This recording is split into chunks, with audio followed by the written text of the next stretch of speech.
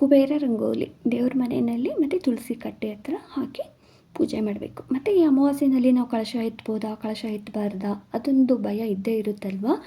ಅದು ಮತ್ತು ನಾವು ಬಾಗಿಲ ಹತ್ರ ಅಮಾವಾಸ್ಯೆ ಪೌರ್ಣಮಿನಲ್ಲಿ ಈ ಥರ ಸ್ವಸ್ತಿಕ್ ಅರ್ಶಿಣದಲ್ಲಿ ಸ್ವಸ್ತಿಕ್ ಬಿಟ್ಟು ಪೂಜೆ ಮಾಡಬೇಕು. ಇದರಿಂದ ಏನೆಲ್ಲ ಉಪಯೋಗ ಆಗುತ್ತೆ ಅನ್ನೋದೆಲ್ಲ ನಾನು ಇವತ್ತಿನ ಈ ವಿಡಿಯೋದಲ್ಲಿ ಹೇಳ್ತೀನಿ ಬನ್ನಿ.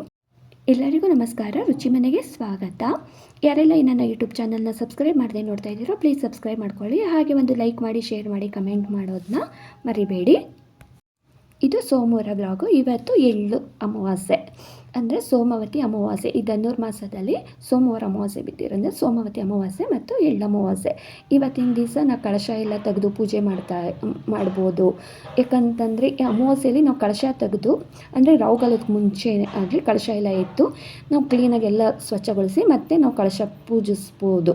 ಹೀಗಿದ್ರೆ ಮಾತ್ರ ಕಳಶ ತೆಗಿಬೇಕು. ಇಲ್ಲ ಅಂತಂದರೆ ನಾವು ಇವತ್ತು ಕಳಶ ಎಲ್ಲ ತೆಗೆದು ಪಕ್ಕಕ್ಕೆ ಇಟ್ಟು ಪೂಜೆ ಇವತ್ತೆಲ್ಲ ತೊಳೆದು ಕ್ಲೀನ್ ಮಾಡೋಕ್ಕಾಗಲ್ಲ ಅಂದರೆ ಮಾತ್ರ ಕಳಶ ತೆಗಿಬಾರ್ದು, ಹಾಗೆ ಪೂಜೆ ಮಾಡಬೇಕು.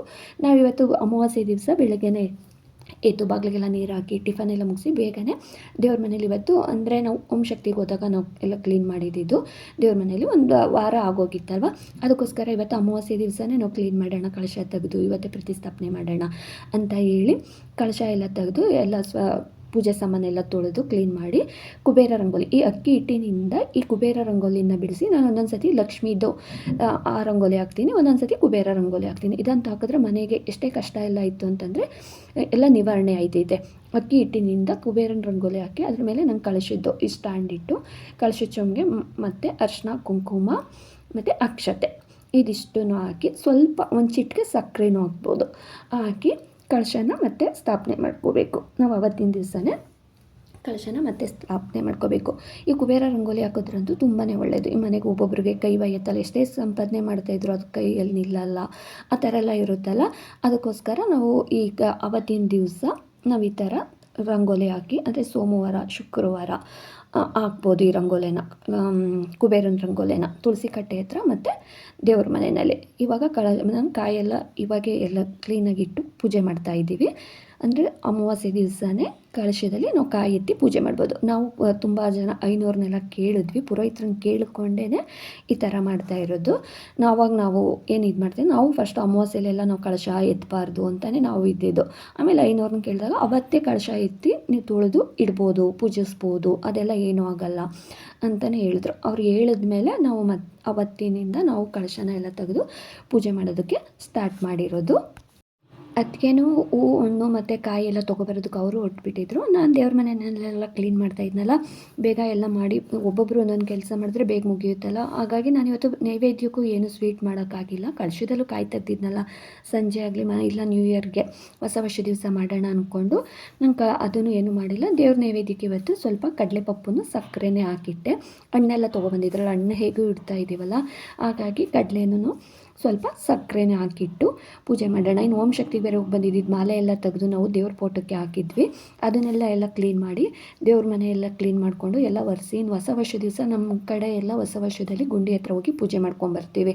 ಹಾಗಾಗಿ ನಾನು ನ್ಯೂ ಇಯರ್ ದಿವಸ ಆಗಲ್ಲ, ಇನ್ನು ಮನೆಯೆಲ್ಲ ನಾಳೆ ಕ್ಲೀನ್ ಮಾಡ್ಕೊಳ್ಳೋಣ, ಮೇಲ್ಗಡೆಯಿಂದ ಎಲ್ಲ ನಾಳೆ ಕ್ಲೀನ್ ಮಾಡೋಣ. ಇವತ್ತು ದೇವ್ರ ಮನೆಯಲ್ಲಿ ಎಲ್ಲ ಮುಗಿಸಿದ್ರೆ ಇವತ್ತು ಅಮಾವಾಸ್ಯೆ ಬೇರೆ ಇತ್ತಲ್ಲ, ದೇವ್ರ ಮನೆ ಕೆಲಸ ಮುಗಿಸ್ಬಿಡೋಣ ಅಂತ ಮಾಡ್ಕೊಂಡಿದ್ದು. ಹಾಗೆ ತುಳಸಿ ಕಟ್ಟೆ ಹತ್ರ ಇದೇ ರಂಗೋಲಿ ಕುಬೇರ ರಂಗೋಲಿ ಹಾಕಿದ್ದು. ಅಂದರೆ ಇದಂತೂ ಹಾಕಿದ್ರೆ ತುಂಬಾ ಒಳ್ಳೆಯದಾಗುತ್ತೆ, ಆರ್ಥಿಕ ಸ್ಥಿತಿ ತುಂಬಾ ಒಳ್ಳೆಯದಾಗುತ್ತೆ. ಈ ರಂಗೋಲಿನೂ ತುಂಬಾ ಈಸಿ, ಕುಬೇರ ರಂಗೋಲಿ ಹಾಕೋದು ತುಳಸಿ ಕಟ್ಟೆ ಹತ್ರ ಮತ್ತು ದೇವ್ರ ಮನೇಲಿ ಎರಡು ಹತ್ರ. ಅಂದರೆ ಯಾರೂ ತುಳಿಬಾರ್ದು, ತುಳಿದಿರ್ದಿರೋ ಜಾಗದಲ್ಲಿ ಹಾಕಬೇಕು ಇದು ಕುಬೇರನ ರಂಗೋಲಿನ. ಈ ಥರ ಎಲ್ಲ ಹಾಕಿದಾದ್ಮೇಲೆ ಮನೆ ಬಾಗಿಲು ಹೊಸ್ಲಲ್ಲಿ ನಾವು ಹೇಗೆ ಅರಿಶಿನ ಕುಂಕುಮ ಇಟ್ಟು ರಂಗೋಲಿ ಹಾಕಿರ್ತೀವೋ ಆ ಮನೆ ಹೆಣ್ಮಕ್ಳು ಅಷ್ಟೇ ಚೆನ್ನಾಗಿರ್ತಾರಂತೆ. ಅದಕ್ಕೋಸ್ಕರ ಹೊಸ್ಲಿಗೆ ಈ ಥರ. ಮತ್ತು ಭತ್ತದ್ದು ನೆಲ್ಲಿಂದು ತೋರಣ, ಮನೆಗೆ ಈ ನೆಲ್ಲಿನ ತೋರಣ ಹಾಕಿದ್ರೆ ಕೆಟ್ಟ ದೃಷ್ಟಿ ಯಾವುದು ಮನೆಗೆ ಬೀಳೋದಿಲ್ಲ. ನೆಲ್ಲಿನ ತೋರಣ ಹಾಕಿದ್ರೆ ಕೆಟ್ಟ ದೃಷ್ಟಿ ಯಾವುದು ಮನೆಗೆ ಬೀಳೋದಿಲ್ಲ.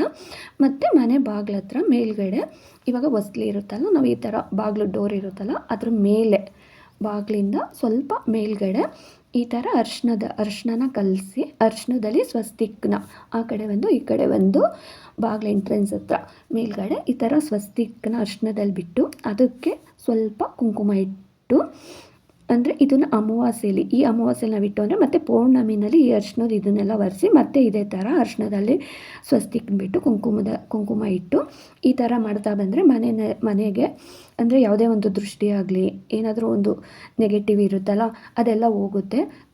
ನಮ್ಮ ಅನುಭವ ಇದು, ನಮ್ಮ ಅನುಭವ ನಾನು ಹೇಳ್ತಾ ಇರೋದು, ನಾವು ಬೇರೆ ಏನೂ ಹೇಳ್ತಾ ಇಲ್ಲ. ಇದೆಲ್ಲ ನಮ್ಮ ಸ್ವಂತ ಅನುಭವ ಆಗಿರೋದಕ್ಕೆ ನಾನು ಈ ವಿಡಿಯೋ ಮಾಡಿರೋದು. ಈ ಥರ ಬಿಟ್ಟು ಪೂಜೆ ಮಾಡಿದ್ರೆ ಅಮಾವಾಸ್ಯೆ ಪೌರ್ಣಮಿನಲ್ಲಿ ಬಾಗಿಲ ಮೇಲೆ ಈ ಥರ ಸ್ವಸ್ತಿಕ್ ಬಿಟ್ಟರೆ ಯಾವುದೇ ಕೆಟ್ಟ ದೃಷ್ಟಿ ಬಿದ್ದಿರಲಿ ಅದೆಲ್ಲ ನಿವಾರಣೆ ಆಗುತ್ತೆ. ಒಂದು ಮನೆ ಅಂದಮೇಲೆ ಒಬ್ಬೊಬ್ರು ಕೆಟ್ಟ ದೃಷ್ಟಿ ಇದ್ದೇ ಇರುತ್ತಲ್ವ. ಮನುಷ್ಯನ ಕಣ್ಣಿಗೆ ಮರನೇ ಸಿಡಿಯುತ್ತೆ ಅಂತಾರೆ. ಇನ್ನೊಂದು ಮನೆ ಒಬ್ಬ ಮನುಷ್ಯ ಎಲ್ಲ ಇದ್ದಲ್ವಾ, ಅದಕ್ಕೋಸ್ಕರ ನಮ್ಮ ಕೈಲಾದಷ್ಟು ನಮ್ಗೆ ಎಷ್ಟಾಗುತ್ತೋ ಅಷ್ಟು ನಾವು ಮಾಡ್ಕೊತಾ ಇರಬೇಕು. ನಮ್ಮ ಮನೆಗಳಿಗೆ ಯಾವುದೇ ಕೆಟ್ಟ ದೃಷ್ಟಿ ಬೀಳದೇ ಇರಲಿ ಅಂತ ಹೇಳಿ ನಾವು ಮಾಡ್ಕೊತಾ ಇರಬೇಕು. ಅದರಲ್ಲೂ ಅಮಾವಾಸ್ಯೆ ಪೌರ್ಣಮಿನಲ್ಲಿ ಈ ಥರ ಸ್ವಸ್ತಿಕ್ನ ಈ ಥರ ಬಾಗಿಲ ಮೇಲೆ ಬಿಟ್ಟರಂತೂ ತುಂಬಾ ಒಳ್ಳೆಯದು. ಪ್ರತಿದಿನ ನಾವು ಆದಷ್ಟು ಎಷ್ಟಾಗುತ್ತೋ ಅಷ್ಟು ಪ್ರತಿದಿನ ಮುಸ್ಸಂಜೆ ಬಾಗಿಲಲ್ಲಿ ದೀಪ ಹಚ್ಚಿಡೋದು, ಮನೆಯಲ್ಲಿ ಪೂಜೆ ಅದು ಧೂಪ ಹಾಕೋದು, ಮತ್ತು ಈ ಅಮಾವಾಸ್ಯೆ ಪೌರ್ಣಮಿನಲ್ಲಿ ಧೂಪಕ್ಕೆ ಸ್ವಲ್ಪ ಧೂಪ ಹಾಕಿ ಅದಕ್ಕೆ ಸ್ವಲ್ಪ ಬಿಳಿ ಸಾಸಿವೆ ಹಾಕಿದ್ರೆ ಅದರಿಂದನೂ ದೃಷ್ಟಿದೋಷ ಎಲ್ಲ ಕಡಿಮೆ ಆಯ್ತೈತೆ. ಆ ಥರ ಎಲ್ಲ ನಾವು ಮಾಡ್ಕೊತಾ ಇರಬೇಕು. ಇಲ್ಲ ಅಂತಂದರೆ ಮನೆಗೆ ಇನ್ನೂ ದೃಷ್ಟಿಯಾಗಿ ನಮ್ಗೆ ಸಿಕ್ಕಾಪಟ್ಟೆ ಕಷ್ಟವೂ ಆಗುತ್ತೆ. ಮುಸ್ಸಂಜೆ ಟೈಮು ಪೂಜೆ ಮಾಡಿ ಧೂಪ ದೀಪ ಎಲ್ಲ ಹಚ್ಚಿ ಸಾಂಬ್ರಾಣಿ ಹಾಕಿ ಆ ಸಾಂಬ್ರಾಣಿಗೆ ಸ್ವಲ್ಪ ಬಿಳಿ ಸಾಸಿವೆ ಹಾಕಿ ಮನೆ ಮೂಲೆಗೂ ಹೊಗೆ ಎಲ್ಲ ಇಡಿದ್ರೆ ಏನೇ ಅಂದರೆ ನೆಗೆಟಿವ್ ಏನೇ ಇತ್ತು ಅಂತಂದರೂ ಅದೆಲ್ಲ ಹೋಗುತ್ತೆ, ತುಂಬ ಒಳ್ಳೆಯದಾಗುತ್ತೆ. ಇಲ್ಲಿಗೆ ಇವತ್ತಿನ ಈ ವಿಡಿಯೋ ಎಂಡ್ ಆಗುತ್ತಿದೆ. ಧನ್ಯವಾದಗಳು.